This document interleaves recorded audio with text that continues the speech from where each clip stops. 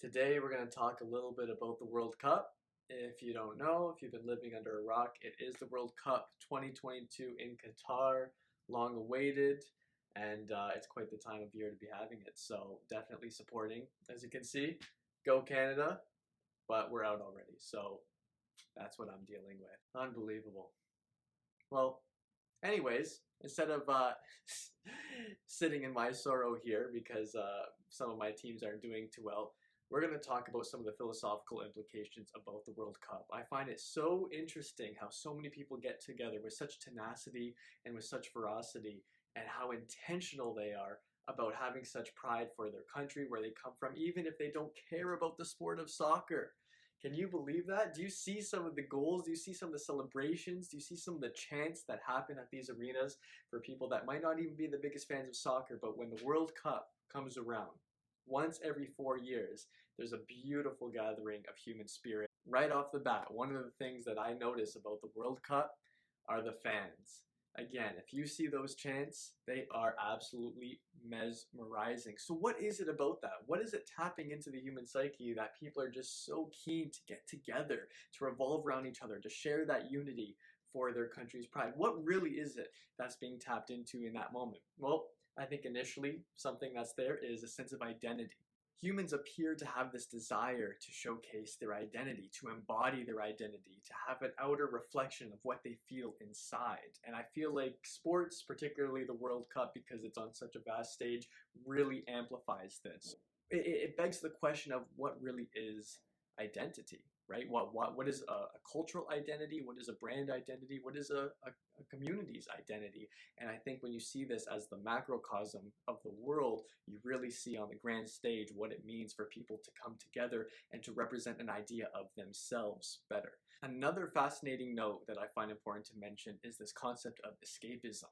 So as you can see, again, when you're watching the fans, when you're watching the players even themselves diving into the present moment, it seems like all their pressures are alleviated, other than that of the referees, of course. But I feel like it's a moment where you completely lose yourself. And this has been mentioned in the previous video briefly, but there's this concept of flow, where you're diving into your passion, where action and awareness merge. Steven Kotler is a pro at this. He can talk much more about that. However, think of the concept of escapism, and you feel like the people are there simply to have a good time. What are they simultaneously escaping from, but also what are they gearing towards as a result of that escapism? Of course, it's very evident when you're at the World Cup, you see people cheering on their country, and they have such affinity towards the team that they have, of course, other than when they're losing.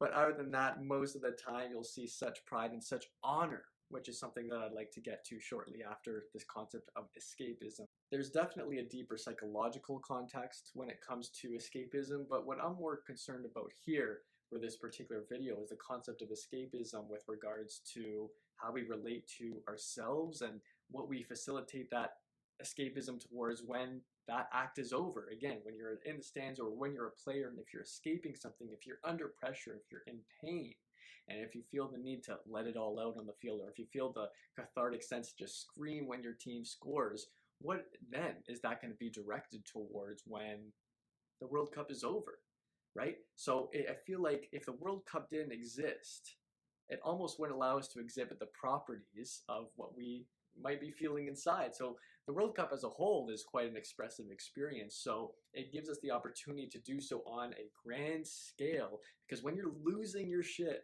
on the stands, it's welcomed, it's appreciated. You can't really do that at work, unless you're working in somewhere that warrants that. But I think that there is this weird dynamic where there's a level of acceptance towards having that cathartic experience, towards having something where you're just completely lost in it, you're escaped in it, and everyone appreciates that together. So it's a weird time and place experience. I find that there's an odd relationship between escapism and freedom. And reason being is because when you're diving into something of escapism, it usually means that you're alleviating yourself from responsibility, and freedom necessitates responsibility because, of course, if you have freedom, you have to be responsible for something to take that action within the bounds of freedom itself. So why is escapism so attractive to us if responsibility actually allows us to become more of who we are, of who we want to be, to self-actualize. And I think that in the concept of escapism, in the context of the World Cup, we're given the time and the place to completely let go of our responsibilities because we know how finite that 90 minutes plus extra time, plus however many games your team is playing is. It's very limited. So we can leave it all out on the line and not have to feel guilty for not taking responsibility. Now, if the World Cup were a year long, do you think that people would exhibit the same properties, that same cathartic experience, the same sense of unity even, if it was expansive that long? Because then it would dive into your personal responsibilities, work, family, whatever the case might be. So I think that this escapism, because it's such a short, quick, but hot burning flame, it simultaneously allows us to proportionately let go of our responsibilities in the same manner while we're there in that particular moment, which makes it that much more heightened of an experience. So that's why I would ask you, what is the feeling when you gather around friends, family, and you guys, and your team wins, right? Or your team even scores. I just had that experience a few days ago. Canada's got their first World Cup goal. Alphonso Davies, he's the man. Let's go. Gotta give love. Mwah. He scored the first World Cup goal for Canada, and I absolutely lost it. It was in just about the second minute of the game, and in the moment, you're not thinking about anything else. And there's something very pure about that, but at the same time, it begs the question of, are there any responsibilities that you're pushing to the side that now you don't have to feel guilty about? Who knows? It's definitely a possibility. The third thing I wanted to talk about with respect to the World Cup and why it's important and what some of its implications are as a species, let's say, is the concept of honor. So we have such honor, such pride, such joy for our country. And I know I touched about this at the beginning of the video, talking a lot about how, you know what, we come together in a macrocosm and we share this sense of identity together, but there's also an internal sense of honor that is being exhibited as well. And I don't completely know the relationship between that honor and ego. Possibly it resonates and is expressed differently for others. And again, ego is not necessarily egotistic. It's not a bad term. It's just, again, representing the concept of identity. But this concept of honor is, I believe, extremely intricate in this realm, and especially because it's in a competitive, apologies, especially because it's in a competitive atmosphere where there's a winner and a loser. Of course, there's a draw, but no one likes a draw, so might be still a loser then.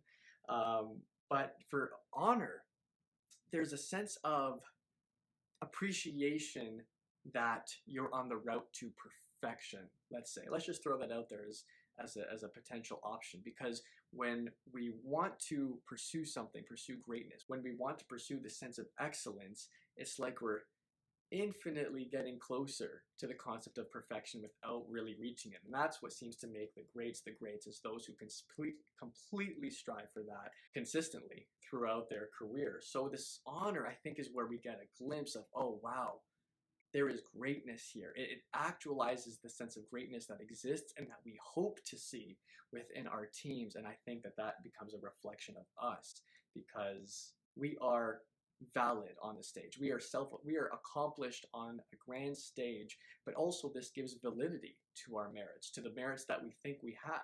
Again, back to the concept of identity. We're trying to seek an alignment between our internal expression and our external experience. So when we see that click, like, oh, our team's great, our team's going to demolish that team, and they do, it's like, wow, there's an actualization of something that I had conceived but ahead of time, and now it is finally there in real life. So Friedrich Nietzsche, German philosopher, talks about identity in the context of, to become what one is, one must not have the faintest idea of what one is. That's pretty interesting. So to become who you are, or who you want to be, let's say, you must have no idea of what that is. And that seems so counterintuitive, because a lot of what we hear in self-help, for example, is like to have a vision of who you are and drive towards that.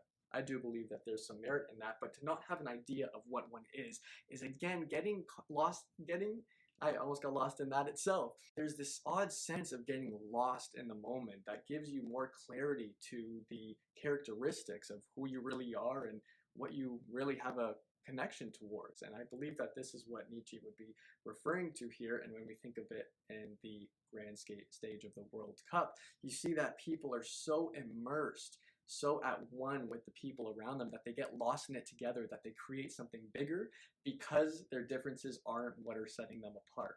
It is that shared experience that people are having together that actually creates a bigger identity that what wasn't there. And it's not something that can completely be predicted because you don't know how that will manifest in the future when you have just completely lost yourself, when you can't calculate what that outcome is going to be. And imagine doing that with thousands, tens of thousands, hundreds of thousands, millions of people. My goodness, that's a concept of identity that we can't wrap our heads around, or we can't acknowledge even ahead of time until it has come together, until that experience has actually happened in the moment.